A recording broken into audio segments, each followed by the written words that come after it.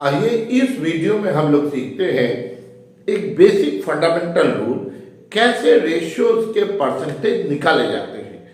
आप लोगों को सबसे ज्यादा दिक्कत क्या होता है? फॉर्मूला याद रखना। आइए, कोई फॉर्मूला की जरूरत नहीं है, एक साधारण कॉमन सी सोच पे आप सारे फॉर्मूला खुद से बना सकते हैं। तो आइए, जैसे हम लोग बात करते हैं प्रॉफिटेबिलिटी रेशियो। प्रॉफिटेबिलिटी रेशियो में एक most important gross profit ratio. अब आइए, ग्रॉस प्रॉफिट का रिलेशनशिप ठीक किसके साथ होता है? तो कोई भी बोलेगा सेल के साथ होता है। सेल बोलने का मतलब नेट सेल। अगर नेट सेल बढ़ेगा तो ग्रॉस प्रॉफिट ज्यादा होगा, सेल घटेगा तो ग्रॉस प्रॉफिट कम होगा। इसका मतलब है gross profit is directly related with sales. Gross profit का किसके साथ रिलेशन है? नेट सेल के साथ।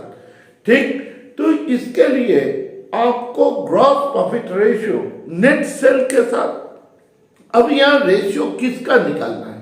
Gross profit ratio. तो ग्रॉस प्रॉफिट रेशियो का रिलेशनशिप किसके साथ? नेट सेल के साथ। तो एक साधारण तरीका अपनाइए सभी रेशियोज में। Correct, the percentage which is to be calculated. ठीक, इसका मतलब है जो परसेंट आप कैलकुलेट करना चाहते हैं, तो gross profit ratio, gross profit into 100, क्योंकि परसेंटेज 100 से निकलता है, with whom divided by the percentage with whom is to be calculated. जिसके साथ आपको परसेंट कैलकुलेट करना है, तो किसके साथ कैलकुलेट करना है? नेट सेल के साथ, तो डिवाइडेड बाय नेट सेल। साधारण तरीके से सोचिए, जिसका परसेंटेज कैलकुलेट करना है तो ग्रॉस प्रॉफिट का परसेंटेज, और इंटू 100 जिसके साथ, तो ग्रॉस प्रॉफिट का रिलेशनशिप नेट सेल के साथ, तो जिसके साथ परसेंट कैलकुलेट करना है नेट सेल के साथ। जैसे मैंने यहां एक एग्जांपल लिया है, ग्रॉस प्रॉफिट 20,000 है, नेट सेल 1 लाख है, तो gross profit is based with net sale. तो कैसे रेशियो आएगा भाई? Gross profit ratio equal to gross profit into 100 divided by net sale. इसी तरीके से ये net profit ratio, net profit is also directly related with net sale. अगर net sale ज्यादा होगा, नेट प्रॉफिट ज्यादा होगा, नेट सेल कम होगा, नेट प्रॉफिट कम होगा। तो नेट प्रॉफिट रेशियो कैसे निकलेगा? किसका परसेंटेज निकालना है? नेट प्रॉफिट का। किसके साथ निकालना है? नेट सेल के साथ। तो इजीली आप फॉर्मूला बना सकते हैं, जिसका परसेंटेज निकालना है तो नेट प्रॉफिट का निकालना है, जिसके साथ निकालना है तो नेट सेल के साथ निकालना है। तो क्या फॉर्मूला होगा भाई? थोड़ा मनी मन बोलिए, net profit into 100 by net sale. ठीक, ऐसे ही operating profit ratio, operating profit भी नेट सेल के साथ डिपेंडेंट है। प्रॉफिटेबिलिटी रेशियो में सभी चीज, ऑलमोस्ट सभी चीजें नेट सेल के साथ। तो ऑपरेटिंग प्रॉफिट रेशियो, तो ऑपरेटिंग प्रॉफिट रेशियो का किसके साथ रिलेशनशिप है? नेट सेल के साथ। तो फॉर्मूला बनाइए, net operating profit into 100 divided by net cell होगा या नहीं? ठीक है।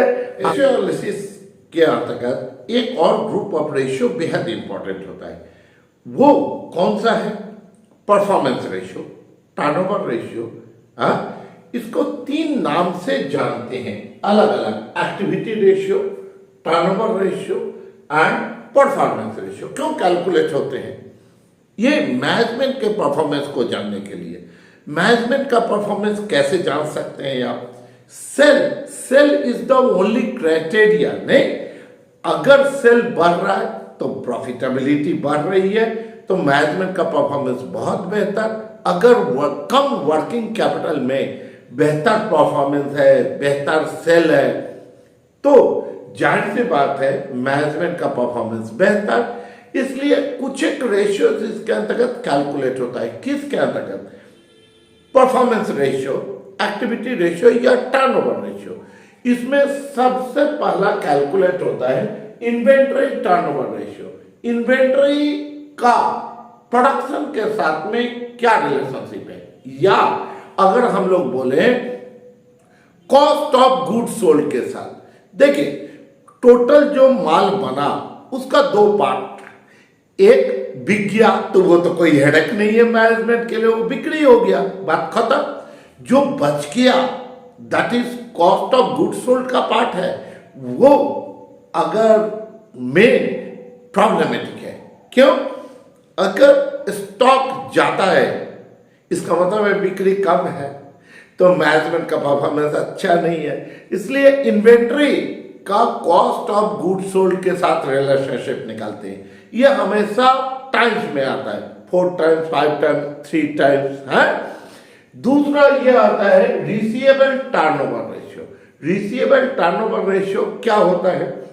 उधार माल बेचा गया, क्रेडिट सेल किया गया, how fast debtor is being collected, debtor कितना तेजी से कलेक्ट हो रहा है। मान लीजिए आपकी कंपनी बहुत अच्छी है, क्रेडिट सेल करती है, पर आपने शर्त लगा रखा है, भैया चौथे दिन माल नहीं आएगा, अगर पेमेंट नहीं आएगा तो माल नहीं मिलेगा।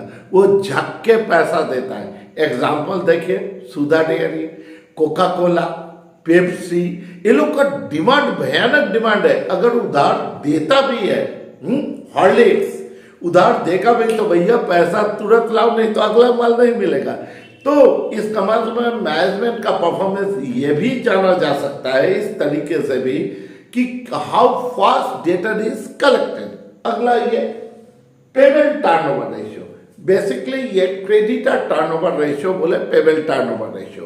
पेबल टर्नओवर रेशियो में ही फिर क्या कैलकुलेट करते हैं, how much you are sincere to repay your debts, आप कितना तेजी से अपना क्रेडिटर का पेमेंट करते हैं। जैसे देखिए, आपने एकदम नियम बना रखा है कि एवरी सैटरडे पेमेंट का डेट होगा। आपका क्रेडिटर आता है, आप बोलते हैं भैया पैसा तैयार है, गिन लो। अब बताइए, आपकी रेपुटेशन, आपकी कंपनी की रेपुटेशन एक नंबर की होगी।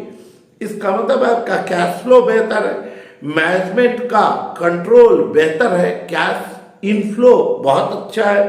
तो ये परफॉर्मेंस को कैलकुलेट करता है कि how fast you are being paid the creditors.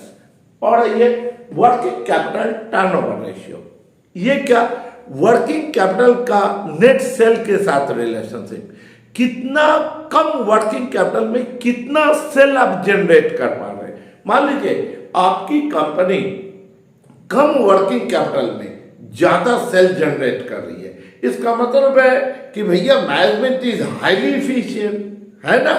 ये कैसे कैलकुलेट करते हैं, तो वर्किंग कैपिटल टर्नओवर रेशियो में नेट सेल को डिवाइड करते हैं, नेट सेल से डिवाइड करते हैं किस चीज को, तो भैया टोटल का टोटल आपको जो प्रॉफिटेबिलिटी आएगा, नेट सेल आएगा, उसके आधार पे ये वर्किंग कैपिटल टर्नओवर रेशियो। मान लीजिए कि आपका नेट सेल 1 लाख, ठीक, और वर्किंग कैपिटल 20,000, तो 20,000 into 100 by net cell 1 lakh आप निकाल ले सकते हैं।